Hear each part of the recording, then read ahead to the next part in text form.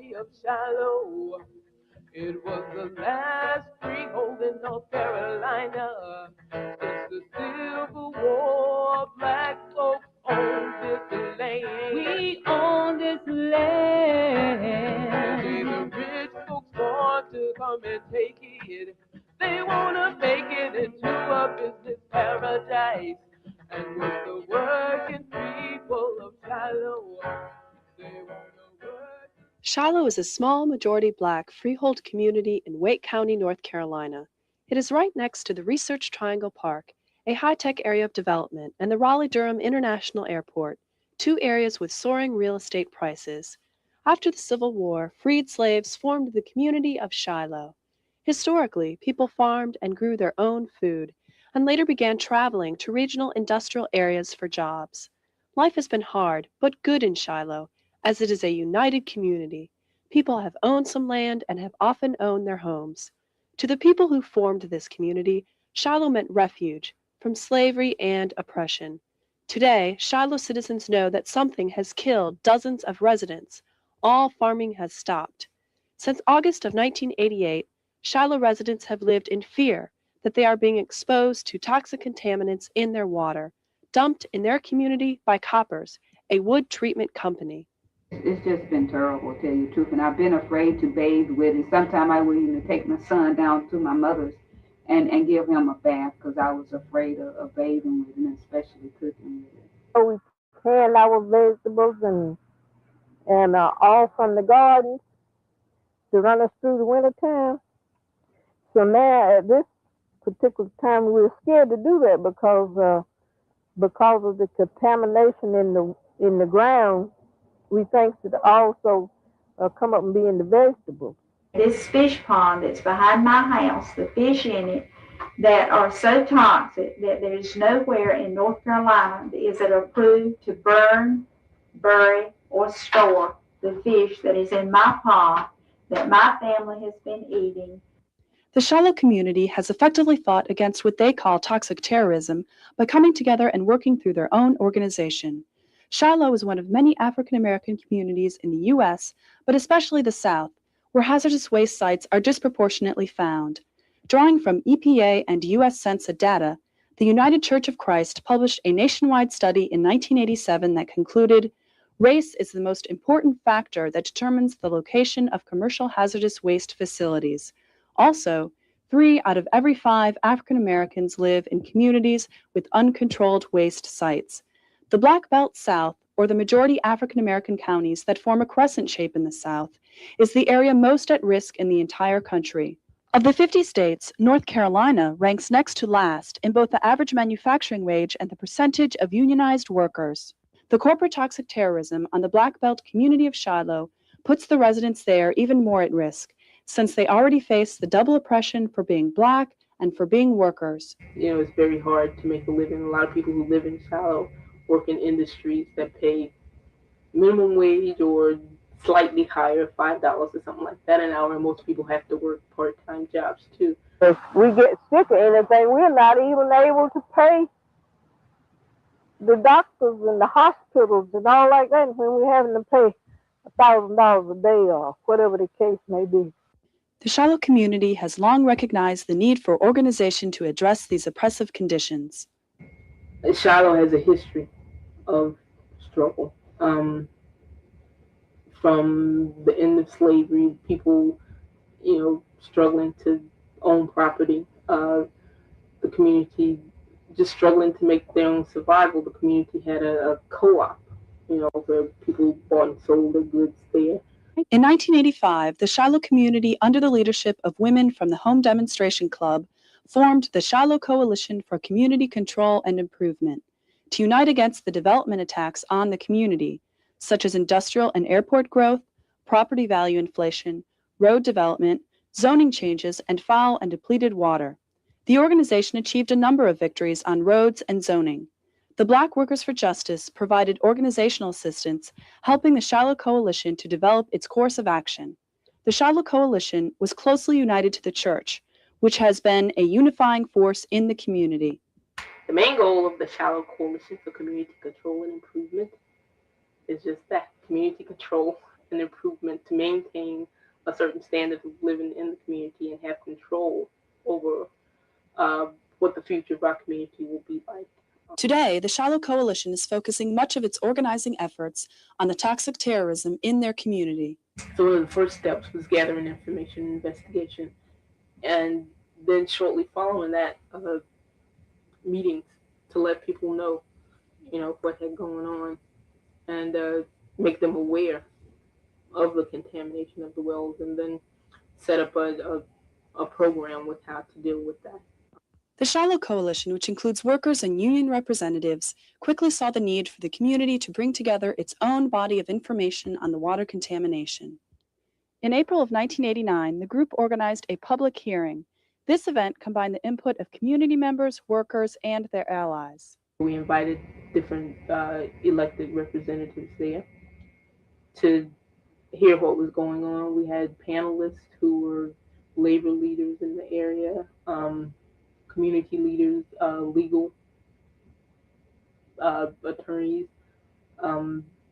just people who we've had dealings with, just to come and collect testimony about exactly what was going on in the community, how this contamination issue had affected the community, and that was a major stepping stone for us. With the information they gathered, the Shiloh Coalition pieced together the details of the contamination. From 1968 to 1975, the Koppers Company processed treated wood using PCP or pentachlorophenol. Workers in the treatment building sprayed a mixture of PCP and IPE or isopropyl ether onto wood. PCP solution that didn't penetrate wood was wasted directly to lagoons and a pond on site. From these areas, the contamination easily traveled to underground streams throughout Shiloh. In other sections of the plant, workers cut, drilled, and sanded the wood. Koppers bought the plant in 1962, providing the first source of industrial jobs in the area. Many Shiloh residents worked at the Koppers plant, and for them, the health effects have been severe. All the ones I know that worked in the treatment process that I knew that were good friends, they just dropped dead. A lot of the illnesses that we see there, well, the people that we know who have died, who worked at the plant, we just know that they were relatively young. The sicknesses were not something that went on over years. As the Shiloh Coalition uncovered the basic facts of the contamination, they also uncovered the details of a long-term information blackout on the part of Koppers and some governmental agencies. As early as 1972, Koppers was recording the existence of PCP and wells at the plant. In 1980, the EPA identified high levels of PCP in the Koppers Pond sediment, 6,000 times that acceptable in groundwater. The EPA's investigation was considered complete when Koppers agreed to remove waste piles and contaminated pond sediment. However, Koppers never removed any sediment, only the waste piles. One chief official even declared the case closed. There was not an effort to test wells until actually September of 1987, which is the first time that off-site wells, possibly 8 wells in the area, including the church's well, were found to be contaminated with what at that point were called low levels of pentachlorophenol. But it wasn't until August of 1988 that the EPA even informed Shiloh residents of the PCP contamination, 16 years after Koppers first discovered it and 8 years after the EPA did. At this time, the Shiloh site had the highest severity EPA ranking for groundwater contamination of any site in North Carolina. As residents unraveled the confusing timetable of this poisoning, they realized how long this situation had remained ignored. They found that no government agency had given consistent and accurate information about health risks, nor had they admitted when there was a problem or investigated in a timely manner. And I saw a pamphlet that was published by the state of North Carolina's on fishery. And the Nedlands Pond had worse dioxins in the fish than anywhere in the state of North Carolina. And the thing that really gets me is to think that the EPA came out and they got our fish and they analyzed our fish. And booklets was written on them that was given to other people across the state. But the Nedlands never knew anything about it. And it really boils me to think that this was public knowledge to everybody except the people that are eating the fish. Occasionally, we will get a press release after the press has gotten it. Occasionally, we will get a letter after the press has gotten it. Workers have come forth with the details of the information blackout that they endured while working at the plant. Until the publications on the contamination, I wasn't even aware of what chemicals they were using. Coppers never told me anything about any health tabs working at the plant. They should have been telling us at least once a month or every 6 months this stuff could be hazardous to your health or whatever. But they haven't been educating the people on it, kind of working condition we was in. All they were concerned with was on the job injuries. If you didn't get hurt on the job from a saw or a nail or something like that, nothing else was, any concern. Responding to requests and pressure from the Shiloh Coalition, the State Health Department conducted a cluster study to examine the health consequences of PCP exposure for people living close to the site. The study claims that there are no abnormal levels of cancer in Shiloh, yet fails to compare the levels with other similar areas. Nor did the study look at the other health effects of PCP exposure. We feel like it was very premature to say that there is no health problem here. In fact, it was irresponsible to say that there's no health problem here, given the fact that a number of the problems we're not going to see for a long time. Although the EPA continues to state that there are no health effects among Shiloh residents due to the contamination, they have notified numerous residents not to drink their well water or to take baths in it. Reputable studies indicate that Shiloh residents have been subjected to quantities that put them at risk. The well at the Shiloh Baptist Church has PCP contamination 31 times the level that causes cancer in animals, according to levels determined by a national toxicology study. 8 countries have entirely banned the production of PCP. Also present in commercial-grade PCP are dioxins, the most potent cancer-causing compounds known on Earth. Residents note an alarming rate of health problems occurring, often matching health effects of PCP and dioxins, such as cancer and circulatory problems. A lot of people in this community, every other house, someone have died with cancer. There's a high incidence of high blood pressure. A lot of people write that off as being typical of the African Americans, but for everybody to suffer from this, and that's what it is, children as well as adults, then I think there's something, there has to be a little more than that there. From testimony gathered at the public hearing and with technical assistance from the Clean Water Fund, the Shiloh Coalition formulated a set of demands. These demands were submitted to the EPA and to all elected officials responsible to the community, such as officials in Morrisville, the adjacent municipality. Overall, the public hearing was a significant organizing event for the Shiloh Coalition. It put the EPA on notice, one. It put the state on notice. It put Morrisville on notice. It let put the representatives on notice that we put you in office and this is going on here and we need you to be accountable to our community. You come to us for our vote. Now, this is what we need you to do for us. And we got pretty good response by doing that. And I think it helped the community too, to let people feel or to let people know that they're not isolated. In keeping with the rights guaranteed to people by the Clean Water Act and the Superfund legislation, the Shiloh Coalition has demanded that an alternate water supply be provided, that all wells be tested, that all contaminants be tested for, that community members be part of the decision-making process, and that a full cleanup be conducted.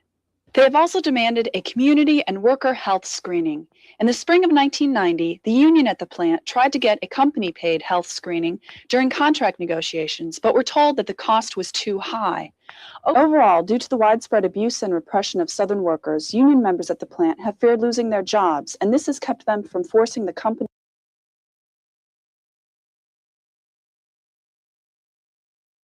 to be accountable to both the workers and Shiloh residents. I think the union could have done more to address the health problem of coppers. The people in the union was too afraid to make too many complaints about the working condition. Afraid to make lose the job, lose the position, or whatever. EPA has not, there is not going to be any further action of doing health screening. Because of a lack of response to its demands in general, but in particular for a health screening, the Shiloh Coalition, with support from the North Carolina Student Rural Health Coalition, has formed a health committee to organize its own screening and survey.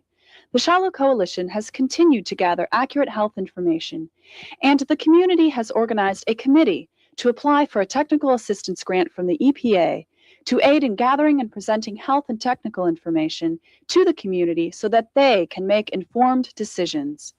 In 1988, the State Superfund Agency put the copper site on the National Superfund list, a list of the 400 most highly toxic waste sites in the country. The plant in Shiloh continues to operate as part of the multinational Beezers Company, which has bought out coppers nationwide.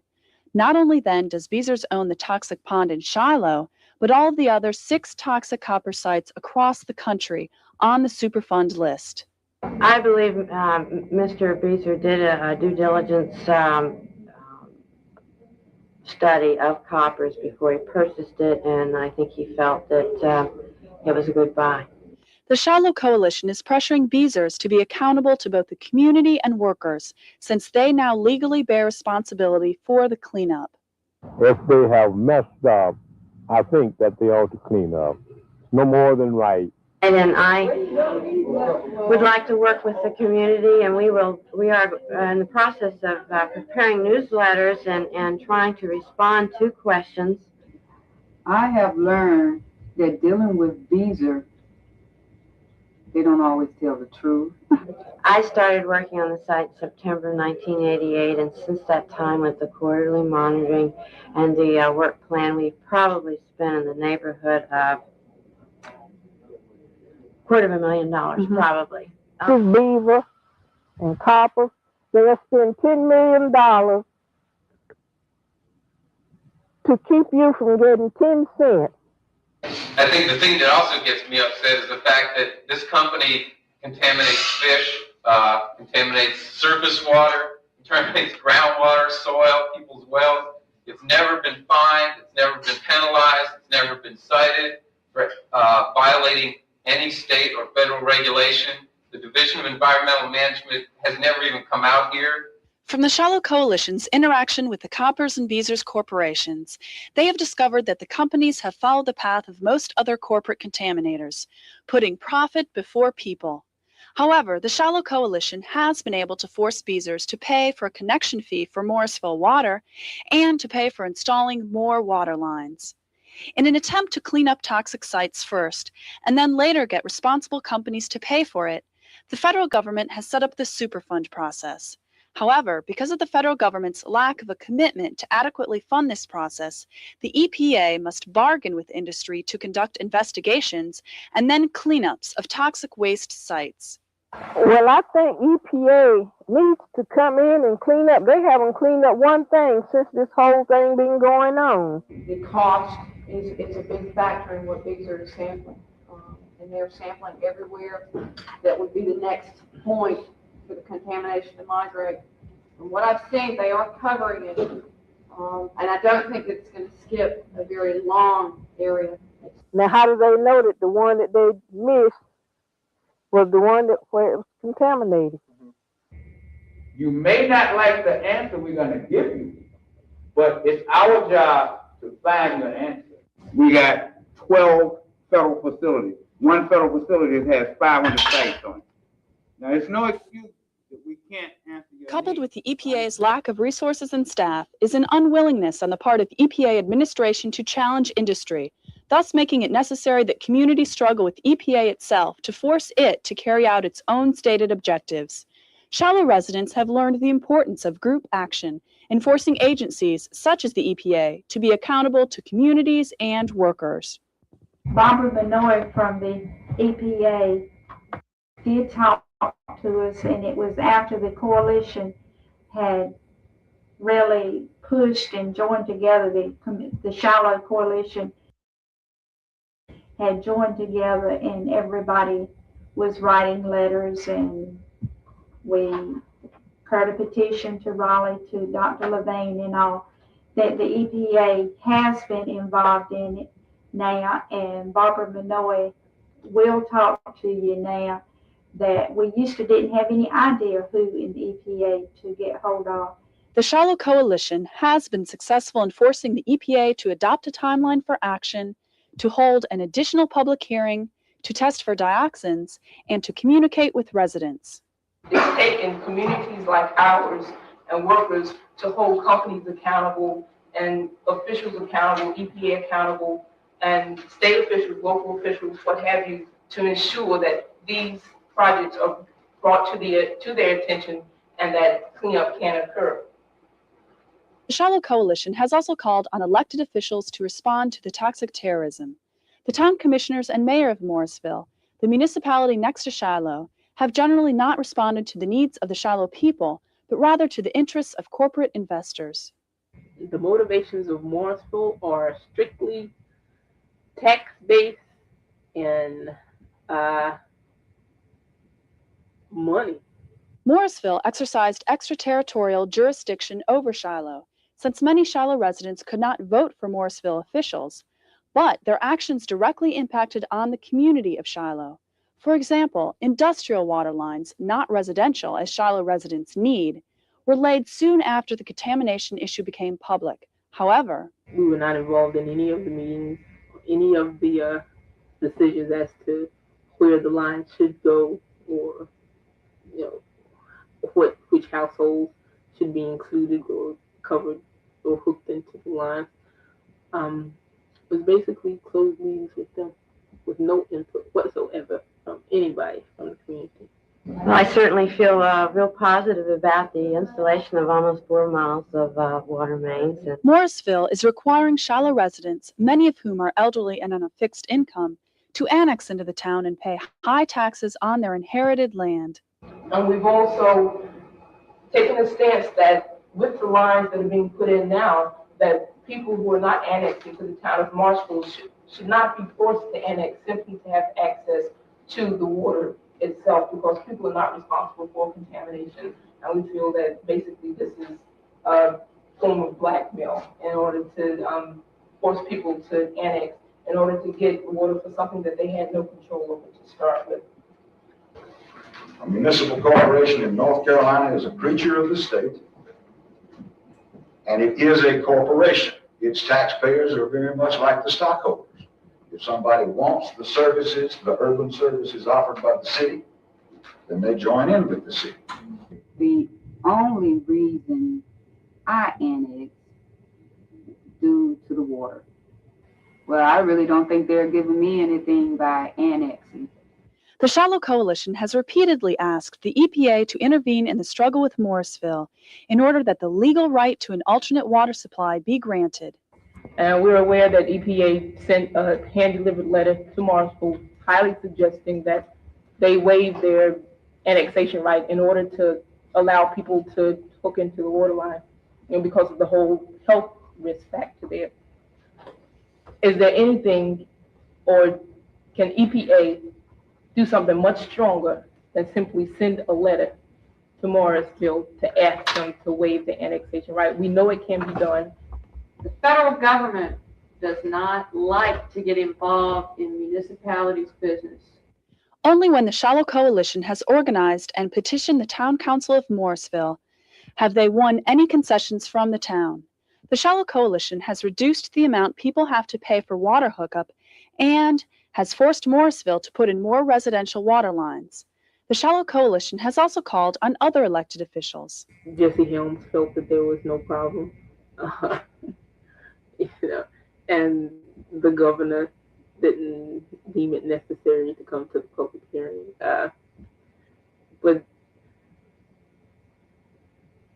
some officials have been responsive. A few officials have been responsive. A few of them know that, the community of Shiloh, they got a certain amount of votes from the community, or they won a certain number of votes from that precinct. And we've made no qualms about, we voted for you, so when we call on you, you better be there. we have no problems telling people that we want you to be accountable to the community, and we'll vote on you based on how you support our community. Because Shiloh is an unincorporated community, like many rural African American communities throughout the Black Belt South, it does not have as much local control and the political power it would have if it democratically controlled its own resources. Not being incorporated, in my eyes, has been a barrier to the work because we've had to deal with a lot of problems we wouldn't have had to deal with if we were incorporated, namely zoning issues. If you're incorporated, you control how things are zoned around you. Therefore, you control what kind of development goes on around you. The relationship with the EPA and with Beezer would be totally different. There wouldn't be this backroom meeting atmosphere type thing. Things would be much more above board. People would know, what was going on. Nonetheless, the Shiloh Coalition continues to fight for the will and needs of its citizens. Like dozens of other toxic sites across the country, the EPA has been willing to take decisive action only after community is destroyed. But Shiloh is different because people are fighting back and organizing. You're looking at one of the best cases in the country of a community coming together and getting something done. Clearly, we've seen from Shiloh that government is not going to play the leading role in ensuring that this environment is safe for us to live in, safe for our children to grow up in. It's only when grassroots people are organized, do stand up, do speak out, are determined to fight, are determined to do whatever it may take to get a situation cleaned up or to get attention drawn to an environmental problem that things happen. Overall, by their organizational strategy, the Shiloh Coalition has challenged the information blackout and gathered their own information, which they have used to educate the community. With this knowledge, they were then able to formulate and fight for their demands, which has forced the EPA, Morrisville, and the Beezers Company to act quicker and to be more responsive to the needs of the community. If the Shiloh Coalition had not joined together and banded the community together, the black and the white together, we would have never accomplished anything. They have a similar problem to this as far as the contamination, just keep fighting. And if you don't have it in your community, don't let them come. I think if it really weren't for the coalition, I think some of the people would have just sat back. This is going on all over. It's going on particularly in the South, in the Black Belt South, and poor working class communities. It is a struggle of self-determination. It is a struggle of controlling what goes on in your communities. On the whole, all the battles that we've fought, we've won a majority of them, and we're determined that we're going to win this war in the end. Free, free, got to be free. Free, free, got to be free. Free, free, got to be free. Free, free, got to be free. Well, here's the story of Shiloh. It was the last freehold in North Carolina. Since the Civil War, black folks own this land. We own this land. Today the rich folks want to come and take it. They want to make it into a business paradise.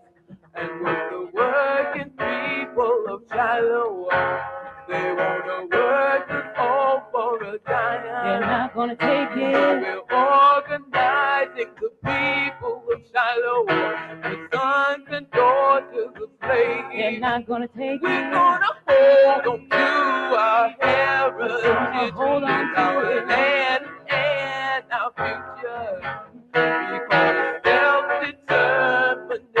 self-determination, reservation and liberation and anarchy.